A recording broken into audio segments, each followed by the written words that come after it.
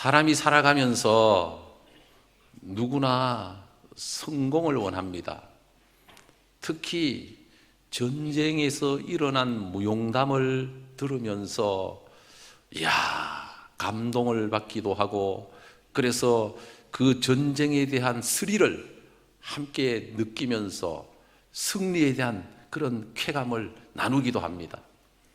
성경 속에는 이스라엘 백성들을 통해서 일어난 여러 전쟁사가 기록되어 있습니다. 그런 가운데 승리한 전쟁도 많지만 실패한 전쟁도 그대로 기록이 되어 있습니다. 오늘 이 여호수아 우리가 읽은 7장의 말씀은 6장에 이스라엘 백성들이 여리고를 점령하고 그 후에 그들이 얼마나 기쁘고 감격스러웠을까. 군사 조직도 되어 있지 않고 무기 체계도 없고 정말 전쟁을 하기에는 아무런 조건도 갖추지 못했던 그들이 하나님의 말씀을 쫓아 하나님이 시키는 대로 순종했더니 하루에 여리고성을 한 바퀴씩 돌고 일곱째 날에 7바퀴 돌고 제사장들이 양강나팔을 불고 그리고 법궤가 뒤를 따르고 백성들이 그 뒤를 따르면서 함성을 지르고 소리를 질렀을 때 여리고성이 하나님의 약속대로 무너졌습니다. 그리고 이스라엘 백성들은 여리고를 점령하고 승리의 노래를 부르고 하나님의 역사의 위대함을 경험하고 감격했던 그들입니다. 대단한 승리를 맛보게 된 것이죠. 사람은 큰 성공을 하거나 승리를 하면 거기에 도취되어서 그때 그 장면을, 그때 그 감격을 가지고 평생을 살아가게 됩니다.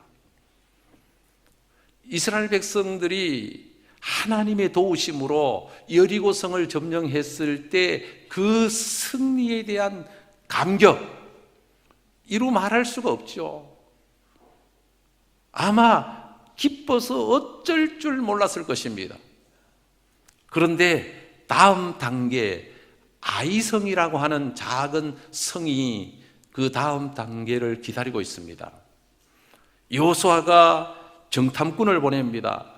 정탐을 하고 돌아오게 된 그 정탐꾼은 여호수아에게 보고를 합니다.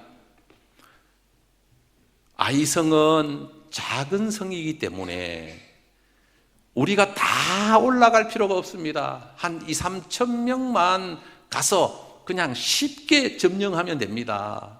우리가 다 동원할 필요가 없습니다. 이렇게 보고를 합니다.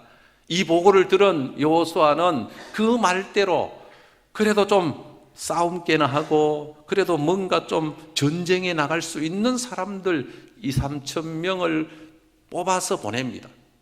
그런데 웬일입니까? 이들이 아이성에 점령하러 갔다가 그냥 성에 있는 군사들로부터 무참히 공격을 받고 그냥 죽어져 나가고 결국은 그들이 아이성을 공격하다가 퇴각, 물러나게 되는 거죠. 그러면서 완전히 실패를 하고 맙니다. 많은 사람들이 죽고 어려움을 당하고, 아니 며칠 전에 여리고성을 무너뜨렸던 대단한 용기와 그 승리의 쾌감이 가기도 전에 아이성을 공격했다가 완전히 참패를 당하는 이런 어처구니 없는 상황을 맞으면서 이 문제가 어디서 온 것이냐, 왜 이런 일이 일어났느냐, 두 가지를 오늘 성경은 우리에게 말씀하고 있습니다. 오늘 7장 1절에 보면 1절 같이 한번 읽겠습니다. 시작. 이스라엘 자손들이 온전히 바친 물건으로 말미암아 범죄하였으니 이는 유다 지파 세라의 중손 삽디의 손자 갈미의 아들 아간이 온전히 바친 물건을 가졌음이라. 여호와께서 이스라엘 자손들에게 진노하시니라. 하나님이 하지 말라고 하는 것을 했기 때문에, 하나님에게 바쳐진 것을 도둑질했기 때문에 그래서 구체적으로 누가 도둑질했느냐? 세라의 증손 삽디의 손자 갈미의 아들 아간. 아간이 지은 죄 때문에 조상 대대로 욕을 먹게 되고 도둑놈의 조상이다, 할아버지다, 아버지다. 이 아간은 여리고성을 점령하고 난 다음에 보니까 금은 보화가 그냥 막 좋은 옷들이 널려져 있는 거예요. 그러니까 살짝 욕심이 들어가면서 신할 산 외투 한 발을 딱 훔치고, 그리고 금 덩어리 하나와 은을 이제 숨겨서 감춰 놓게 되는 거죠. 도둑질을 한 겁니다. 하나님이 절대로 여리고성이 무너지고 거기에 점령하면 거기에 물건에 손을 대지 말아라. 아무리 좋은 것이 있어도 개인 사유화를 시키면 안 된다. 하나님께 바쳐진 물건을 자기 마음대로 착복하면 그거는 하나님이 용서하지 않는다. 그래서 오늘 이 말씀을 통해서 우리는 하나님의 뜻이 어디에 있는가? 성공을 위한 하나님의 뜻. 성공을 위한 하나님의 뜻. 자, 이들이 여리고성을 무너뜨리고 난 다음에 이들의 마음속에 어떤 생각이 들어갔느냐 하면, 여리고성에서의 싸움은 전혀 저들의 잘해서 이긴 싸움이 아닌데도 불구하고, 하나님이 도우셔서 승리한 싸움인데도 불구하고 그들은 자신들이 능력이 있고 자신들이 수고해서 얻은 승리라고 착각을 하게 된 것입니다. 그래서 자신들의 힘으로 아이성 같은 것쯤이야, 아이성쯤이야 문제가 되지 않는다. 그래서 이들은 승리를 함으로 말미암아 전적인 하나님의 은혜를 깨닫고 모든 것이 하나님의 은혜였음을 깨닫고 하나님의 뜻대로 살려고 하는, 거룩하게 살려고 하는 노력이 있어야 되는데도 불구하고 이들은 승리하고 난 다음에 자만에 빠져서, 야, 우리가 대단하다, 우리 이스라엘 백성, 우리 민족이 대단하다, 우리가 큰 일을 했다, 우리가 이제는 무엇이든지 안 되는 게 없다. 하나님이 하셨는데도 자기들이 한 것처럼 자기들의 이름을 내고 자신감을 가지고 자기들이 하면 된다는 착각에 빠진 것입니다. 사랑하는 성도 여러분, 우리는 지금까지 살아온 것이 하나님의 은혜입니다. 우리는 이 세상을 승리할 수 있는 비결도 하나님의 은혜입니다. 나의 나 된 것은 하나님의 은혜라고 고백한 사도 바울처럼, 여러분, 우리 인간의 눈으로 볼 때는 별것 아닌 것처럼 보여도 하나님이 도우시지 않으면 안 됩니다, 여러분. 아이성이 아무리 작은 성으로 약해 보여도 인간의 힘으로는 안 된다는 사실을 깨달아야 됩니다. 그러므로 이스라엘 백성들 60만이 넘는 이스라엘 백성들이 요단강을 건너고 여리고성을 점령했습니다. 하나님의 일은, 하나님의 이름으로 나아가 승리하는 일은 60만이 마음을 모으고 뜻을 모아 하나가 될 때 승리할 수 있는 것이지, 몇 사람 내보내가지고 네가 처리해라 이렇게 해서 되는 게 아니라는 거예요. 결국 패배의 원인은 하나님을 의지하지 않고 자기들의 능력을 의지해서 승리할 수 있다는 자만에 빠져서 결국은 실패하고 만 것입니다. 사랑하는 성도 여러분, 우리가 이 세상을 살아가면서 정말 조심하고 깨달아야 하는 것은, 선줄로 생각하는 자는 넘어질까 조심하라. 잘 나갈 때 조심해야 됩니다. 잘 될 때 조심해야 됩니다. 교회가 부흥될 때 조심해야 됩니다. 예수 믿고 구원받은 우리가 이 세상에서 축복을 받고 잘 될 때 조심해야 됩니다.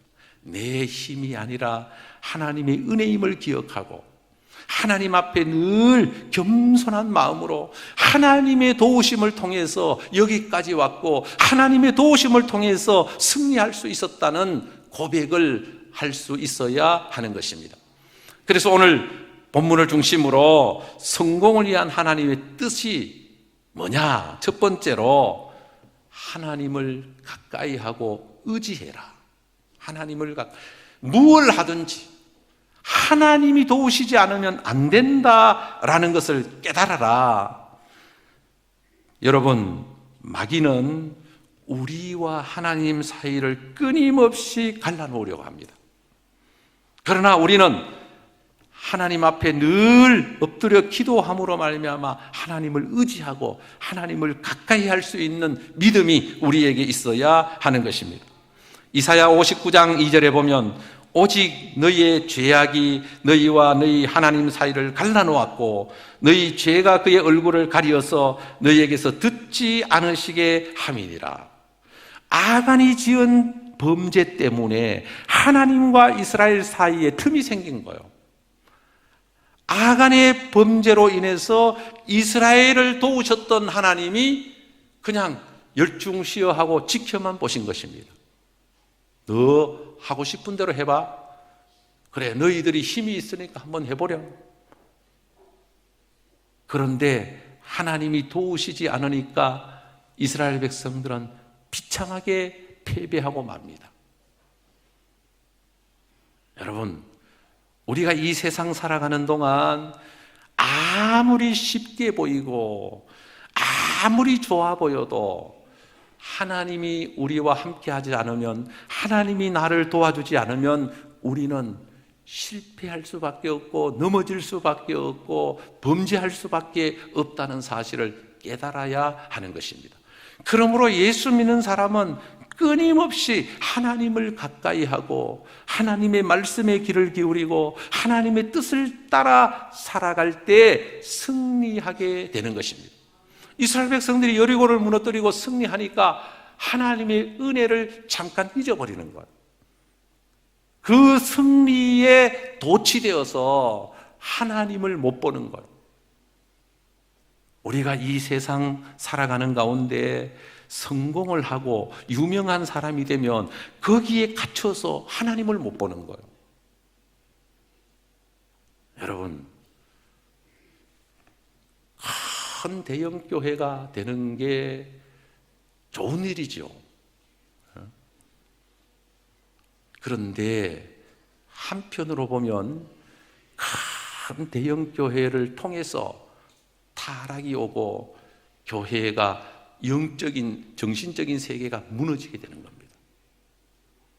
기독교 교회사를 보면 신앙이 살아있을 때가 언제냐? 신앙의 정신력이 살아있을 때가 언제냐? 초대교회입니다. 이들은 카타콤이라고 하는 동굴 속에서 하나님을 예배하고 신앙을 지키는, 생명을 걸고 예수님을 믿었던 사람들입니다. 이들은 땅에 있는 것에 소망을 두지 않았습니다. 집을 짓거나 많은 땅을 확보하고 살려고 노력하지 않았습니다. 이들은 오직 예수를 증거하다가 죽을지라도 천국의 소망을 가지고 찬송을 부르며 고난을 받는 것을 즐거워하며 믿음으로 살았던 사람들입니다. 이들의 삶의 모델은 예수님이었고 바울이었습니다. 예수님의 삶 가운데 가장 위대한 부분이, 절정이 어디입니까? 십자가에서 죽으신 것입니다. 우리를 위하여 십자가를 지신 것입니다. 신앙의 목표와 절정이 어디입니까? 십자가를 지는 것입니다. 그런데 교회가 발전하고 부흥이 되고 맘모스 교회가 탄생하고 커지면 십자가를 멀리하게 되고 그 커진 그 세계관에 갇혀버리면 그 커진 세계관 속에 예수님을 바라보고 믿는 것이 아니라 교주를 믿는 것이 되고 마는 것이죠. 지난 주간에 언론을 통해서 교회의 비리가 보도되는 것을 보면서 참 마음이 아팠습니다. 세상 사람들이 그걸 보고 뭐라고 할까? 정말 우리 예수 믿는 사람들이 정신 차려야 되겠구나. 그것도 지도자들, 목사들이 타락하면 방법이 없습니다. 그 언론을 통해서 보도되는 내용들을 보면 기가 막히는 내용들입니다. 사람들은 보이는 세계관에 갇혀서 그게 마치 예수님인 것처럼, 그게 마치 하나님의 뜻인 것처럼 그 속에 함몰되어 버리는 거죠. 여러분, 목사의 설교를 듣고 여러분들이 지금 목사를 바라보고 있지만 여러분들 목사를 믿는 게 아닙니다. 예수님을 믿어야 됩니다. 저는 다만 하나님의 말씀을 전달할 뿐이고 여러분들에게 잘 믿을 수 있도록 유도할 뿐이지 저를 따라오거나 저를 믿으라고 할 수가 없어요. 왜? 저도 부족하기 그지없고 인간이기 때문에, 저도 여러분들과 똑같은 연약함을 가지고 있고 부족함을 가지고 있는 인간이기 때문에 인간인 나를 믿고 따라오는 것은 어리석기 그지없는 거예요. 여러분들은 여러분의 신앙의 목표가 예수님이 돼야 됩니다. 여러분들의 신앙의 목표가 예수님이 되고 예수님을 닮아가고 예수님을 따라가는 바른 신앙을 갖고 살아가는 여러분들이 되기를 바랍니다. 그럴 때 예수님이 여러분들을 도우시고 예수님이 여러분들을 승리하게 하시고 예수님이 여러분들에게 복을 주시는 거예요. 두 번째는 죄를 멀리해라. 죄를 멀리해라. 하나님의 역사는 죄가 들어오면 하나님은 역사하지 않습니다. 죄가 들어오면 죄를 멀리해야 됩니다. 악한 것은 모양이라도 버려라. 사람은 본래 죄인인지라 누구든지 죄를 지을 가능성이 있습니다. 여러분, 그렇다고 포기해서는 안 되죠. 우리가 범죄했을지라도 끊임없이 회개해야 하고, 우리가 죄를 멀리하지 않으면 하나님의 능력과 역사가 우리에게 나타나지 않습니다. 회개는 우리를 구원의 길로 인도해 주시고 인생의 방향을 바꾸어 주고 멸망의 길에서 생명의 길로 인도하는 요인이 되는 것입니다. 생명이신 예수님께로 나아가는 길이 우리가 이 땅에 사는 동안 끊임없이 회개하고 주님의 은혜로 십자가의 보혈로 씻음받고 주님을 바라보며 주님을 믿고 의지하고 나아가는 것이죠. 예수 이름을 부르면서. 요한일서 1장 8절 9절에 이런 말씀이 있습니다. 만일 우리가 죄가 없다고 말하면 스스로 속이고 또 진리가 우리 속에 있지 아니할 것이요, 만일 우리가 우리 죄를 자백하면 그는 미쁘시고 의로우사 우리 죄를 사하시며 우리를 모든 불의에서 깨끗하게 하실 것이요. 사랑하는 성도 여러분, 죄를 멀리하는 것이 복을 받고 살아가는 비결입니다. 예수 믿는 사람들이 죄악 가운데 뒹굴며 사는데도 잘 된다, 그것은 복이라고 볼 수가 없습니다. PD 수첩을 통해서 보여주는 그 모습을 보면서 여러분 무슨 생각이 듭니까? 이 땅에서 아무리 좋은 것을 많이 가져도 그게 복은 아닙니다. 여러분, 우리 기독교가 십자가의 정신을 잃어버렸어요. 어느 순간부터 기독교 복음이 번영신학이 들어오면서 예수 믿으면 복 받고 잘 된다, 예수 믿으면 모든 것이 하나님의 축복 속에 잘 된다. 이게 번영신학입니다. 예수 믿고 잘 되면 잘 될수록 범죄할 가능성이 많습니다. 우리는 예수 믿고 잘 돼야 되지만 그만큼 잘 될수록 위험성이 높습니다.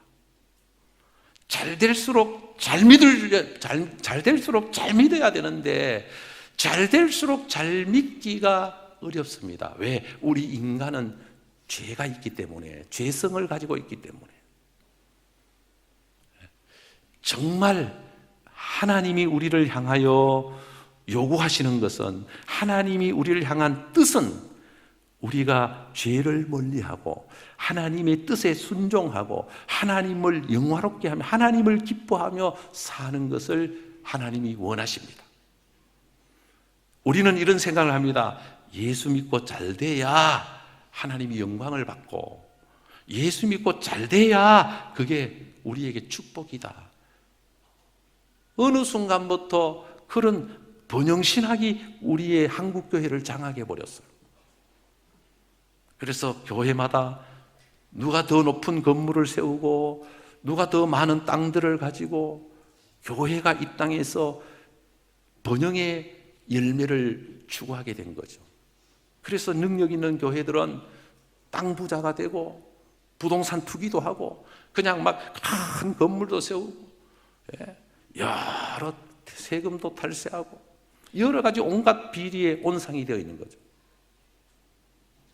종교세를 거두지 않는 이유는, 종교단체가 세금을 안 내고 그냥 국가에서 묵인하는 이유는 사회에 그만큼 어려운 사람들을 도와주고 사회 사업을 하고 종교가 하는 역할이 사업을 하는 사람들과 다르기 때문에, 그만큼 이 세상을 아름답게 하고 좋은 일을 많이 하기 때문에 세금을 안 거둔 겁니다.